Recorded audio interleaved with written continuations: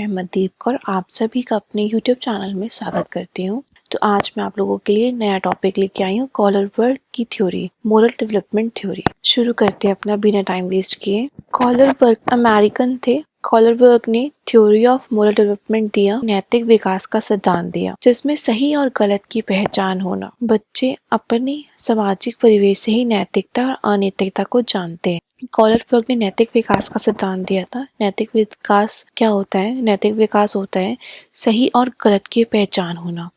जो बच्चा होता है, अपने जो सामाजिक परिवेश होता है, उसी से नैतिक और अनैतिक सीखता है।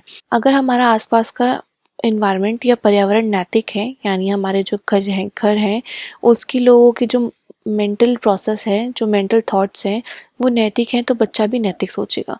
अगर उनके कुछ थोड़े से भी ऐसे लोग हैं जो अनैतिक सोचते हैं, तो कहीं ना कहीं बच्चे का जो नैतिकता का जो पक्ष है वो उसके ऊपर प्रभावित होगा और बच्चा अनैतिक की ओर भी जा सकता है। हमारे जो आसपास का एनवायरनमेंट होता है उस पे ही डिपेंड करता है कि बच्चा नैतिक या होगा या अनैतिक। हमारे आसपास अगर माता पिता या हमारे आसपास के जितने भी लोग हैं हमारे साथ जो जुड़े हुए हैं, अगर वो हमारे सामने नैतिकता की बातें करते हैं, यानी बच्चों के सामने नैतिकता की बातें करते हैं, तो बच्चे में ऑटोमेटिकली नैतिकता का भाव पैदा होता है। जब बच्चों के सामने अनैतिकता की बातें होगी तो बच्चे के अंदर भी अनैतिकता का भाव पैदा होगा। कि जो बच्चे का नैतिक विकास होता है सामाजिक परिवेश पे निर्भर रहता है। कॉलरबर्ग ने कुछ बच्चों को स्टोरी सुनाई, डिलेमा ऑफ हिंज। इस स्टोरी में क्या था कि एक हिंज नाम का व्यक्ति था। उसकी एक वाइफ थी जो कि बहुत बीमार थी। बहुत ज्यादा बीमार होने के कारण उसको डॉक्टर ने कहा एक दवाई लाने के लिए जो कि उसकी वाइफ को ठीक कर सकता है। हिंज उस डॉक्टर की बात सुनकर एक मेडिकल स्टोर पे जाते हैं। वो पूरे शहर में सिर्फ एक ही मेडिकल स्टोर पे अवेलेबल थी, तो वो अपनी वाइफ के लिए मेडिसिन लेने के लिए उस मेडिकल स्टोर पे जाते हैं और वो बोलते हैं मेडिसिन देने के लिए। उनके पास जितने भी पैसे थे वो सारे पैसे ले जाते हैं, लेकिन वो दवाई उस मेडिकल स्टोर वाले ने बना रखी थी, तो उन्होंने कहा कि ये पैसे इनफ नहीं है।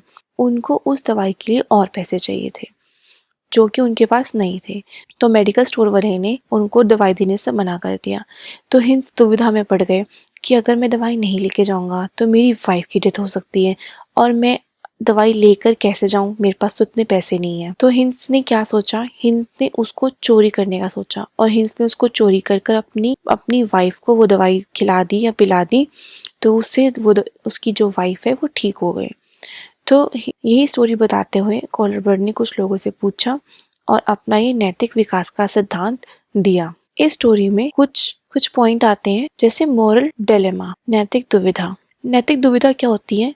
सही और गलत के बारे में डिसीजन ना ले पाना। सही और गलत के बारे में डिसीजन ना ले पाना हिंस मोरल डिलेमा में था कि क्या सही है और क्या गलत है, क्या उसको वो दवाई चुरानी चाहिए और क्या उसको दवाई नहीं चुरानी चाहिए। तो वो क्या था, उसके अंदर एक डिलेमा था कि क्या मैं सही कर रहा हूँ, क्या मैं गलत कर रहा हूँ। तो ये था हिंस डिलेमा। मोरल रीजनिंग में क्या होता है, नैतिक तर्कण में क्या होता है, सही और गलत का डिसीजन लेना। बस मोरल डिलेमा में क्या था कि कोई भी इंसान या कोई व्यक्ति सही या गलत के बारे में डिसीजन ना ले पा रहा हो। और मोरल रीजनिंग में क्या है, वो बंदा डिसीजन ले सकता है, ले पा रहा है। सबसे पहले क्रिटिज्म करा कैरोल गिलिगन का क्रिटिज्म था कि इसके अंदर फीमेल्स को नहीं लिया गया, फीमेल्स को बहुत कम लिया गया है। फीमेल्स की जो क्वांटिटी है वो कम है और मेल की क्वांटिटी ज़्यादा है। तो इसके अंदर जेंडर बाइस्ड है। पुरुष का जो आधार था वो क्या होता है, जस्टिस। और जो फीमेल्स का आधार होता है ना, वो होता है केयर। सॉफ्ट होती हैं फीमेल्स, पर ऐसा नहीं है। कुछ जगह पे ऐसे देख सकते हैं कि जो फीमेल्स होती हैं वो ज़्यादा हार्ड होती हैं, ज़्यादा स्ट्रिक्ट होती हैं, ज़्यादा जस्टिस वाली होती हैं। और अदर देन कुछ पुरुष होते हैं वो ज़्यादा केयरिंग होते हैं, लवेबल होते हैं। तो ऐसा ये भी क्रिटिज्म था कि ऐसा कुछ भी नहीं होता कि पुरुष जस्टिस मांगते हैं सिर्फ और फीमेल सिर्फ केयर करती हैं। ये ऑपोजिट भी हो सकता है। कॉलरबर्ग ने ना जो कल्चर होता है ना, उसका जो एस्पेक्ट है उसको तो बिल्कुल देखा ही नहीं, उसको तो बिल्कुल नेग्लेक्ट कर दिया। कल्चर की डिफरेंसेस को, कल्चर के मैनर को, सब उसने इम्पोर्टेंस दी ही नहीं। इम्पोर्टेंस ही नहीं दी। तो ये क्या थे, कॉलरबर्ग के क्रिटिसिज्म्स थे। कॉलरबर्ग ने कुछ स्टेजेस भी दे रखी हैं। कॉलरबर्ग ने ना 3 लेवल्स दे रखे हैं। 3 लेवल्स, उसके अंदर 6 स्टेजेस आती हैं। First is pre conventional. Pre conventional stage क्या होती है अकॉर्डिंगली, ये फर्स्ट ऑफ ऑल तो ये 4 to 10 ईयर्स में होती है। 4 to 10 ईयर्स के बीच के बच्चों में प्री कन्वेंशनल स्टेज लागू होती है। इन बच्चों में मोरालिटी होती है वो बिल्कुल जीरो होती है। ये बच्चे दूसरों के डिसीजन पे ही, बच्चे की जो 4 to 10 ईयर्स के जो बच्चे होते हैं दूसरों के डिसीजन पे ही अपने डिसीजन लेते हैं। फर्स्ट आएगा punishment and obedience. First is punishment and obedience, दंड एवं आज्ञा पालन विमुक्ता। इसमें क्या होता है, जो बच्चा होता है ना वो काम किस पेस से करता है कि उसको डर लगता है कि अगर मैं ये वाला काम नहीं करूँगा तो मुझे क्या मिलेगा, दंड मिलेगा, पनिशमेंट मिल सकती है। और अगर ये काम मुझे मम्मी ने कहा है या पापा ने या टीचर ने कहा है तो मुझे ये काम करना ही करना है, तो ये क्या हो गया, पालन हो गया। जैसे कि होमवर्क, बच्चा होमवर्क किस डर से करता है, दंड के डर से कर सकता है या तो पालन की वजह से कर सकता है। तो होमवर्क क्या हो गया हमारा, पनिशमेंट एंड ओबीडियंस। तो जो दंड के डर से भी कर सकता है बच्चा और पालन के चलते हुए भी कर सकता है। तो इस स्टेज में फर्स्ट पॉइंट था punishment and obedience. Second is instrumental relativity, साधनात्मक सापेक्षता। इसमें क्या होता है, जो बच्चा होता है ना वो बोलता है जैसे आपका व्यवहार है वैसे मेरा होगा। जैसे अगर आप बच्चे से प्यार से बात करोगे तो बच्चा भी प्यार से बात करेगा। आप बच्चे से गुस्से से बात करोगे तो बच्चा भी गुस्से से बात करेगा, यानी कि जैसे को तैसा। अब एक एग्जाम्पल लेते हैं। मान लो एक दो बच्चे हैं, आपस में लड़ गए और एक बच्चे ने एक बच्चे को थप्पड़ मार दिया, तो दूसरा बच्चा ये वेट नहीं करेगा कि कोई आकर उसको मारेगा।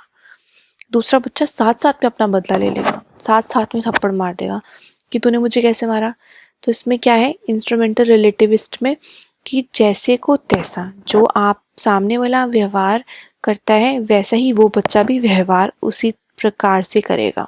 Next is conventional stage. ये स्टेज आती है 10 to 13 ईयर्स। इसमें आता है गुड बॉय या गुड गर्ल।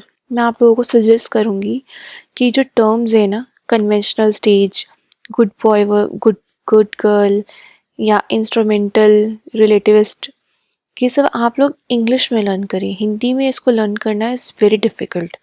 तो इसीलिए मैं आप लोगों को इंग्लिश में ही करवा रही हूँ, साथ साथ में हिंदी में बोल रही हूँ, ताकि हिंदी और इंग्लिश दोनों जो लैंग्वेज वाले बच्चे हैं उनको ईजी रहे। Good boy and good girl orientation.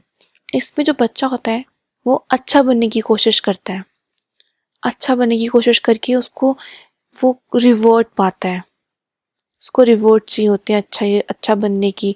वो अपनी एक इमेज क्रिएट करता है, इमेज अच्छी बनाने की कोशिश करता है कि अगर मैं ये वाला काम करूँगा तो मेरे से मैम हैप्पी हो जाएगी, मैम मुझे सोचेगी कि ये कितना अच्छा बच्चा है।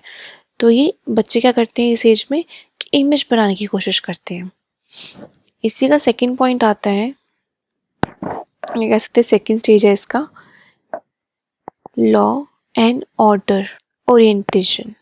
इसमें क्या होता है कि जो हमारा समाज में जो कानून बनाए गए हैं ना, समाज में कानून, इनको बच्चे फॉलो करते हैं।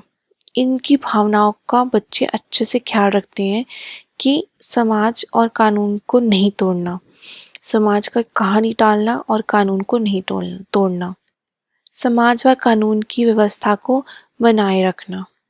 जैसे कि गवर्नमेंट्स कुछ स्कीम्स लेके आती हैं या गवर्नमेंट्स कुछ ऑर्डर प्लेस करते हैं। जैसे कोरोना का ले लो आप, कि गवर्नमेंट ने कहा था कि कोरोना में कोई भी बिना मास्क के नहीं बाहर जाएगा।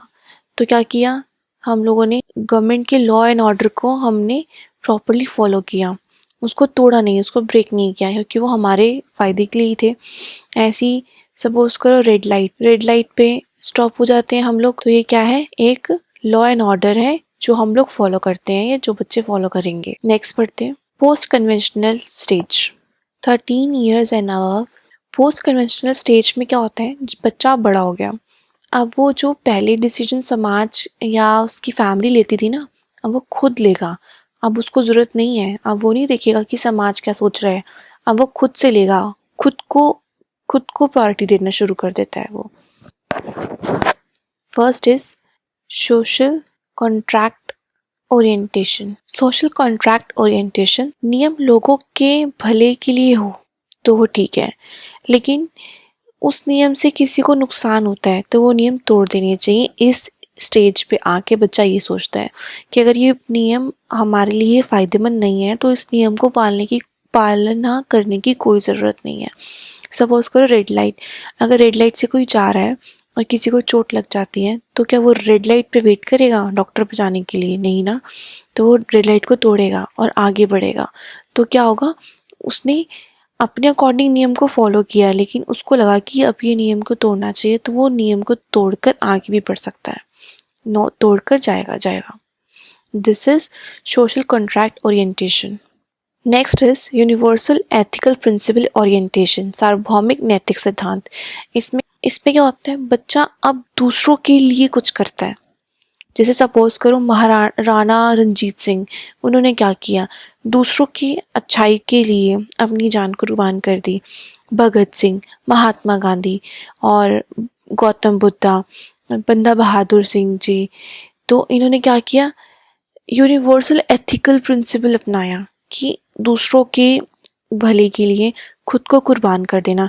इस स्टेज पर ना मोस्टली लोग नहीं आ पाते हैं, बहुत ही कम, हार्डली कुछ बंदे आ सकते हैं, हार्डली कुछ स्टेज तक पहुंच पाते हैं। तो ये क्या होता है कि दूसरों के नहीं बल्कि खुद के मानकों के अकॉर्डिंग सोचते व समझते हैं। ऐसा नहीं है कि अब वो दूसरे उनको बताएंगे कि ये चीज़ सही है या ये गलत है, अब वो खुद अपना नज़रिया बनाते हैं कि ये चीज़ सही है या ये चीज़ गलत है, इसके लिए मुझे स्टैंड लेना है और इसके लिए स्टैंड नहीं लेना। ये होता है, कम लोग यहाँ तक पहुँचते, जैसे कि मैंने आपको पहले भी बताया।